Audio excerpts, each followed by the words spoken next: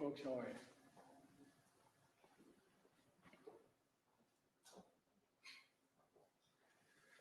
Thank you for taking the time to be here. Good afternoon. I'm accompanied by Jeff Zients, who's heading up our whole COVID team. And today what I'd like to do is to update you on where we are. Tomorrow, we're going to begin the briefings that occur on a regular basis with Mr. Zients and his team. So we're bringing back the pros to talk about COVID in an unvarnished way. Any questions you have, that's how we'll handle them, because we're letting science speak again. And so I'd like to update you on the aggressive steps we're taking to meet our goal of administering 100 million COVID-19 vaccine shots within 100 days, and to ramp up the vaccine supply as fast as we can. This will be one of the most difficult operational challenges we've ever undertaken as a nation. I've said that before, but I must say it again, because we're going to do everything we can to get it done. But a lot of things can go wrong along the way. And so as I've said in the past, we want to give credit to everyone involved in this vaccine effort, and the prior administration and the science community and the medical sphere for getting the program. I didn't do it, I promise. For getting the program off the ground. And that credit is absolutely due. But it's also no secret that we have recently discovered in the final days of the transition, and it wasn't until the final days we got the kind of cooperation we needed, that once we arrived, the vaccine program is in worse shape than we anticipated or expected. A lot of you follow this, and nobody is, I mean this sincerely, the press is the smartest group of people in town. You hone this stuff down clearly. I think you found the same thing. Even before I took office, I announced a new vaccination strategy, which centers on federal leadership and execution for our whole country. And that's why I directed my COVID team to go to work immediately on how we could step up the vaccination effort and the vaccinations. I'm pleased to announce the first progress in that work today and on day 7 of my presidency. First, after a review of the current vaccine supply and manufacturing plans, I can announce that we will increase overall weekly vaccination distributions to states, tribes, and territories from 8.6 million doses to a minimum of 10 million doses. Starting next week, that's an increase of 1.4 million doses per week. And you all know, if I may note parenthetically, you all know that the vaccines are distributed to states based on population. They're based on population. And so the smaller the state, the less vaccine, the bigger the state, the more they get. And so this is going to allow millions of more Americans to get vaccinated sooner than previously anticipated. We got a long way to go, though. The second thing, we're increasing the transparency with states, cities, and tribes and local partners when it comes to the vaccine supply. This is something we've heard over and over again from both Democrats and Republicans, state and local leaders, that they need a plan in order to they need to know what they have to plan on. They need to know what the order is going to be. Jeff had a meeting with the governors on Zoom and others, and I think we're getting this coordinated in a way that there's increased cooperation and confidence. But until now, we've had to guess how much vaccine to expect for the next week, and that's what the governors had to do. How much am I getting next week? This is unacceptable. The lives are at stake here. From this week forward, God willing, we'll ensure that states, tribes, and territories will now always have a reliable 3-week forecast on what the supply they're going to get. So they'll know 3 weeks ahead of time what's going to be there in the 3rd week. This is going to help make sure governors, mayors, and local leaders have greater certainty around supply so they can carry out their plans to vaccinate as many people as possible. So we will both increase the supply in the short term by more than 15% and give our states and local partners more certainty about when the deliveries will arrive. These 2 steps are going to help increase our prospects of hitting or exceeding, God willing, the ambitious goal of 100 million shots in 100 days. But I also want to be clear, 100 million shots in 100 days is not the end point. It's just the start. We're not stopping there. The end goal is to beat COVID-19. And the way we do that is to get more people vaccinated, which means we have to be ready after we hit the ground, after we hit the goal of 100 million shots in 100 days. Now that means fewer than 100 million people getting totally vaccinated. It means 100 shots. And it means somewhere between 60, maybe less, maybe more million people will have because it requires 2 shots in many cases, not always.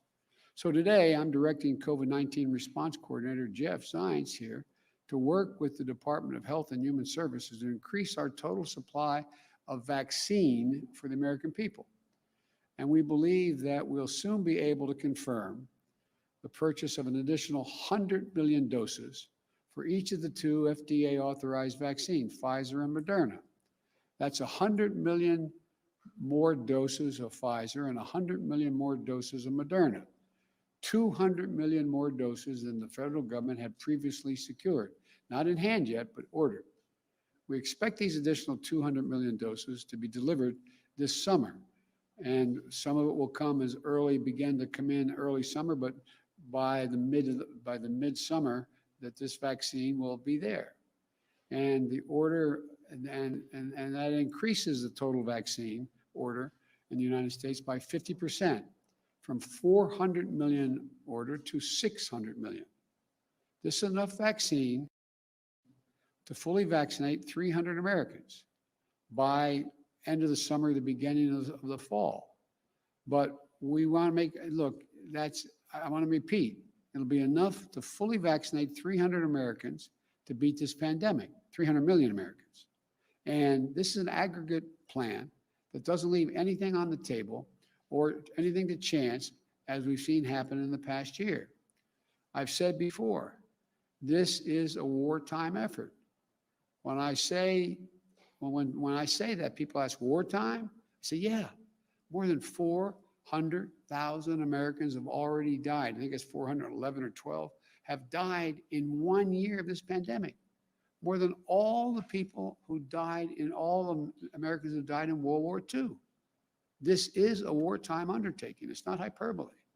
And as such, I directed the team to be ready to exercise all the authorities I have under the Defense Production Act and expedite these vaccines. And we're using the Defense Production Act to launch full-scale wartime effort to address the supply shortages we inherited from the previous administration. We're going to be working across the government with private industry to ramp up production of vaccine, the protective equipment, the syringes, the needles, the gloves, the swabs, the mask, everything that's needed to protect, test, vaccinate, and take care of our people. Well, we've already identified suppliers, and we're working with them to move our plan forward.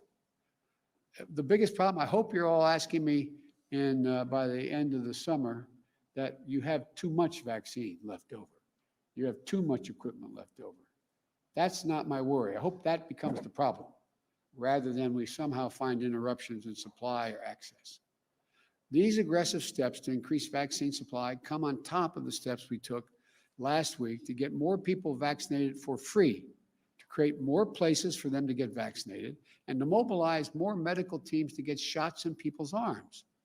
We've directed FEMA, the Federal Emergency Management Agency, to stand up the first federally supported community vaccination centers. And that work is underway. We're working to make vaccines available to thousands of local pharmacies beginning in early February. It's a couple weeks off. And that will enormously expand our reach. Last week, I also signed a declaration to immediately begin reimbursing states 100% for the uses of their National Guard to help the COVID relief effort, both getting people, getting the sites set up and even using some of their personnel to administer some of the vaccines. And I think it's something Democrats, Republicans, governors alike have called for. We're also expanding testing, which will help schools and businesses reopen safely and protect the most vulnerable. And we formalized the Health Equity Task Force to ensure that equity is at the core of everything we do in urban and rural communities alike, to make sure those people most significantly damaged have access. We have to change, we have to move in a direction for those communities that are hard to get to. But the brutal truth is, it's going to take months before we can get the majority of Americans vaccinated, months. In the next few months, masks, not vaccines, are the best defense against COVID-19. Experts say that wearing masks from now on just until April would save 50,000 lives who otherwise will pass away if we don't wear these masks. That's why I'm asking the American people to mask up for the first 100 days. I've issued executive orders requiring masks on federal property and interstate travel, trains and planes and buses. One congressman pointed out he used a very, colorful term to say, wearing a mask, I tell him to kiss my ear. I'm not going to wear a mask. Well, guess what? Not very American. The fact is, you want to be patriotic, you're going to protect people. And new COVID-19 variants we are instituting new measures to deal with these individuals flying into the United States from other countries. If you can hold a second, you've all heard about the strain, the British strain, the Brazilian strain, the South African strain, and they seem to be more transmittable more easily. So in addition to wearing masks, everyone flying to the United States from another country, we need to test before they get on the plane and self-quarantine when they arrive in America. I'm going to close with this. We now have a national strategy to beat COVID-19. It's comprehensive. It's based on science, not politics. It's based on truth, not denial. And it is detailed. It's going to require Congress to pass the American Rescue Plan to provide funding to administer the vaccines, to ramp up testing, to help schools and businesses reopen, and deliver immediate economic relief to Americans who are in badly need of it through no fault of their own. And our plan will take time. Progress from our plan will take time to measure, as people getting infected today don't show up in case counts for weeks, and those who perish from the disease die weeks after that exposure. You know, despite our best intentions, we're going to face setbacks, which I will always explain to you and acknowledge. And let me be clear, things are going to continue to get worse before they get better. The death toll, experts tell us, is likely to top 500,000 by the end of next month, February, and cases will continue to mount. We didn't get into this mess overnight. And it's going to take months for us to turn things around. But let me be equally clear. We're going to get through this. We will defeat this pandemic. And to a nation waiting for action, let me be clearest on this point. Help is on the way. We can do this if we come together, if we listen to the scientists. And as I said, tomorrow I say to the press, the entire team will be back in the business of my COVID team of answering all your detailed questions. So thank you very much for your patience. Keep the faith. We're going to get this done. And I'll always level with you about the state of affairs. Thank you. Mr. President, did you promise to punish Putin